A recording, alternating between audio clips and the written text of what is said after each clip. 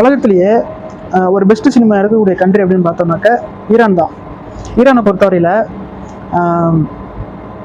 பெண் அடிமைப்படுத்துதல் அப்படிங்கிற கான்செப்ட் வச்சு பெண்கள் வந்து அவ்வளோ சீக்கிரத்தில் வந்து ஒரு சினிமாவில் நடிக்க வைக்கிறது அப்படிங்கிறது வந்து செய்ய முடியாத விஷயம். ஏன் அப்படின்னாக்க அங்கே வந்து பெண்களை வந்து ரொம்ப புனிதமாக பார்க்குறாங்க.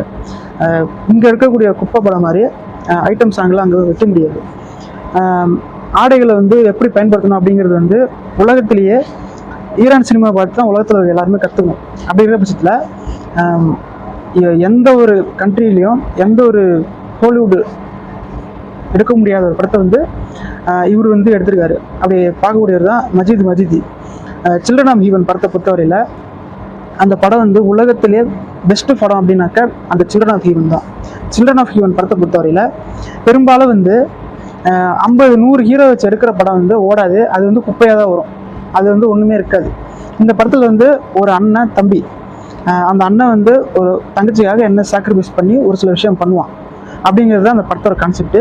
ஒரு சின்ன குடும்பம், அந்த குடும்பத்துக்குள்ளே நடக்கக்கூடிய விஷயங்கள் அதை வந்து ஈரானியன் ஃபிலிம் மேக்கர் வந்து மஜிதி அதை வந்து அவர் வந்து எந்த அளவுக்கு தெளிவாக சொல்லியிருப்பார் அப்படின்னு பார்த்தோம்னாக்க அந்த படத்தை எடுத்துக்கிட்ட டைமு கிறிஸ்பாக வந்து இவ்வளோ சூப்பராக உலக வரலாற்றிலேயே யாருமே எடுத்துக்க மாட்டாங்க. அதனால தான் வந்து எப்போவுமே வந்து ஈரானியன் சினிமா வந்து மற்ற சினிமாக்களோட எப்போவுமே ஒத்து போகாமல் அதுக்கு எப்போவுமே தனித்தன்மை இருந்துக்கிட்டே இருக்குது. ஒரு நாட்டோடைய வளர்ச்சி கலாச்சாரம் எப்படி இருக்குது அப்படிங்கிறது வந்து இந்த Iranian cinema children of heaven Majidi இந்த படம் வந்து கல்ட்டு கிளாசிக் படம்னாக்க Iranian best film children of heaven, best filmmaker Majidi.